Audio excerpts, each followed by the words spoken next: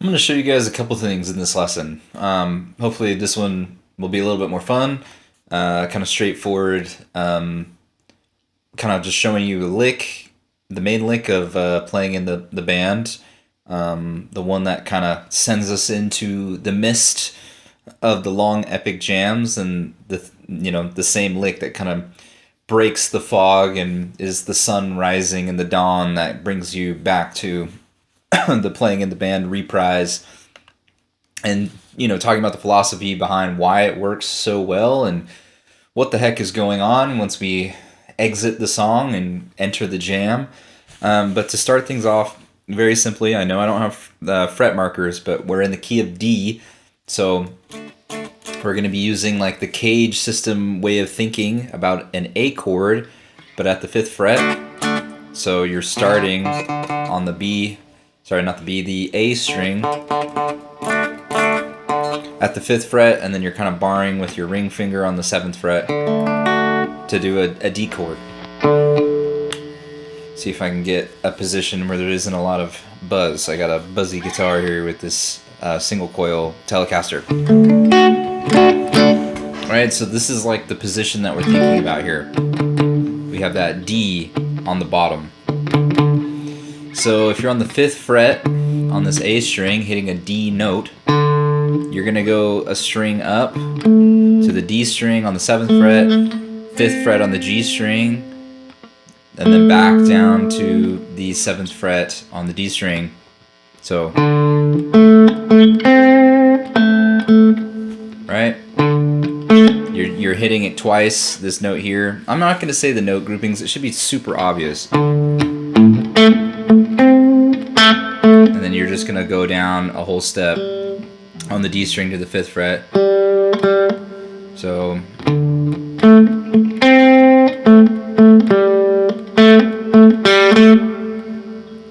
should be pretty simple. And it just starts over. Sorry, it's hard to talk and do these at the same time.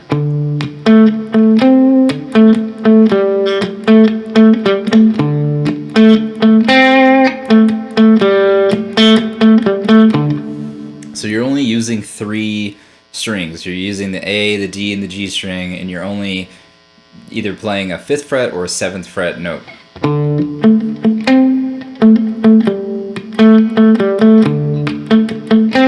That's the bob part of the lick. The jerry part is in the exact same kind of relative position on the neck, but you're starting on the 7th fret of the G string, and then you're going to the 5th fret of the B,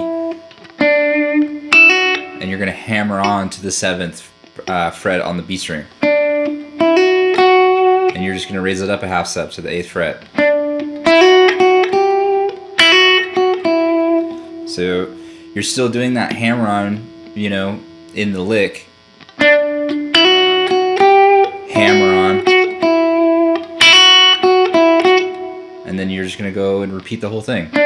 So you're only playing 2 strings with the jerry lick, and you're playing either the 5th, the 7th, or the 8th fret.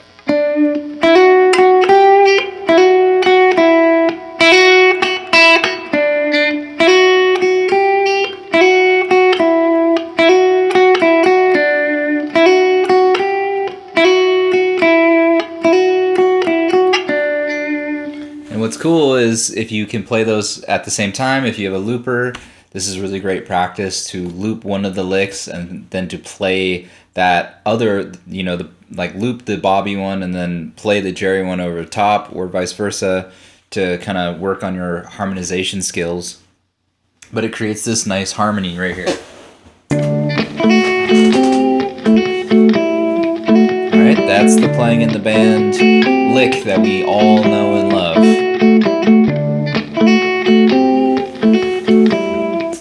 So I just wanted to show you how to be able to play that because that is the entry point. That's the lick that they play to enter the jam. And the jam in playing in the band is a very foggy, amorphous, no plan type of situation where sometimes they segue into other songs completely, or they, you know, have like a 20-minute psychedelic jam. But something that's important to talk about with playing in the band is this is a minor jam. Somebody had a comment on one of my videos where I said the mode that defines the Grateful Dead, and they're like, it's not Mixolydian, it's Dorian. I think they both define the Grateful Dead, but this is a minor mode. So Dorian is a minor, it's a minor scale. It's, in my opinion, it's an alteration of the minor pentatonic scale, whereas the Mixolydian is an alteration of the major kind of pentatonic scale. And the whole pentatonic equator and all the stuff I've been talking about up to this point works perfectly with the major pentatonic. You know, the major pentatonic is on the south side of the equator. When you're in a major key, when you're in a minor key, it's on the north side, or the top side, the upper side of the equator. And this is going to be the perfect example of a minor pentatonic alteration. And so if you are starting to understand the pentatonic equator, this should start to, you know, put some of these pieces together, where everything we've been doing is that modified pentatonic major thing, where if we have the actual classic pentatonic shape, that thing, that's going to be on the south side for major. For minor, it's going to be on the north side. This is a perfect example where if I say we're in D minor, so it's going to be on the north side of the 10th fret, that D note on the top E string. And then we're just going to add a few notes, which I'm going to have a diagram up on screen that just shows that in that pentatonic box, you add these two notes. And this one's pretty easy. I mean, you just have to add those two notes everywhere is in the pentatonic scale, and I can show you what that completely looks like in the entire pentatonic shape. But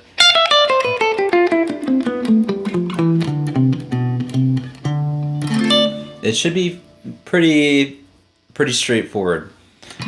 A really easy kind of way to get a Dorian sound is by playing a minor 7 chord, where you can just bar the 10th fret, and the only other fret I'm fretting is the 12th fret on the A string, right? And then you can use your pinky to either add the 12th fret on the very, very top for like a minor 9,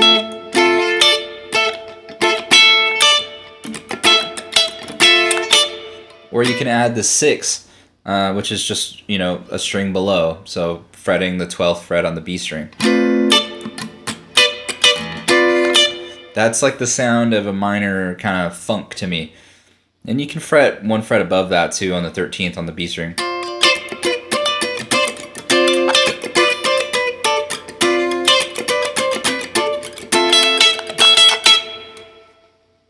I think we have all heard that sound in the funk guitar thing.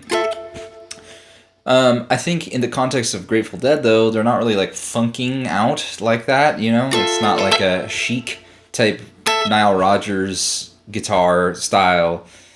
What happens after the lick, right? We're not in minor when we're playing that. We're playing a D major. When it ends,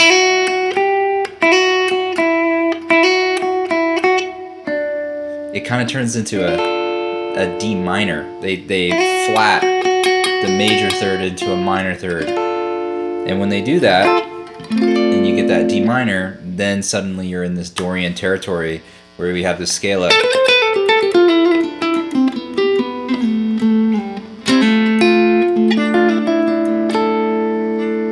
And the interesting thing about the Grateful Dead at large, right, is they're not playing like a, you know, like a Doobie Brothers minor 7 type of funk syncopated rhythm.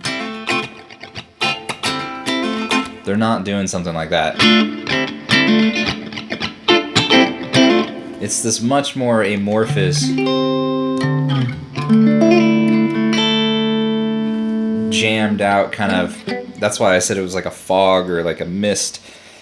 It's a very hard to pin down harmonically what's happening.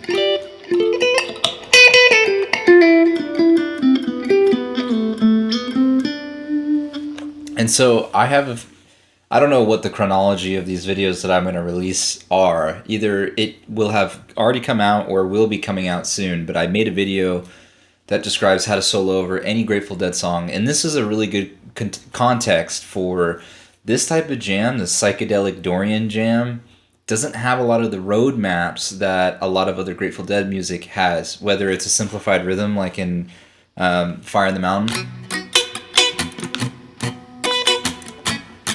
where you know those two chords are coming and where they're coming. This is a wide open Dorian situation. And so I think honing your ability to make melody and really listen to your bandmates is what makes playing in the band, the jam section, successful or not. And having a really good understanding of this kind of Dorian flavor.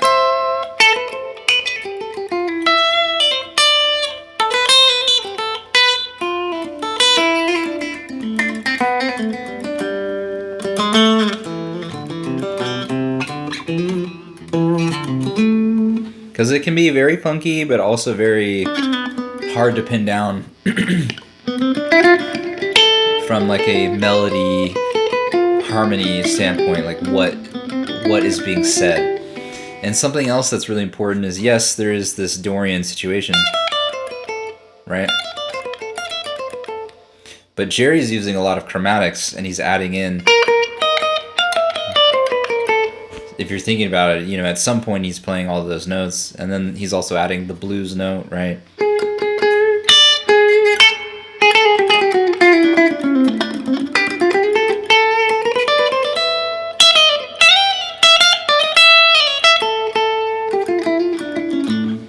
And that's what gives that kind of pseudo melodic minor or harmonic minor, that kind of,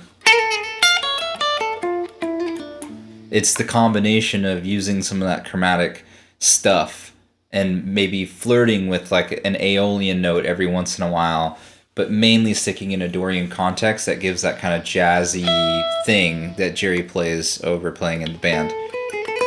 And I think the playing in the band jam works so well, or is so interesting, because we have just been in like a very stark major song.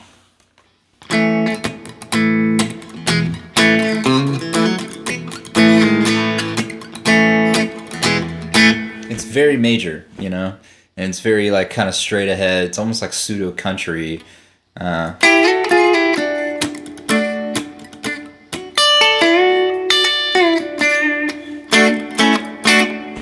And so when we kind of go into that lick that's still in D major, and then dissolve into this minor, it has this really strong effect of like darkening. Everything gets way cloudier and darker because we're both abandoning this straight ahead rhythm, but we're also going from this very cheery, bright major sound into this very dark kind of Dorian pseudo harmonic, melodic minor, chromatic area where everything becomes way more unsure. At least that's the feeling that I get. It's kind of like the footing of the foundation of whatever's going on is changing very rapidly, and it kind of keeps you leaning forward to be like, where are you going? Because when you're in that D minor,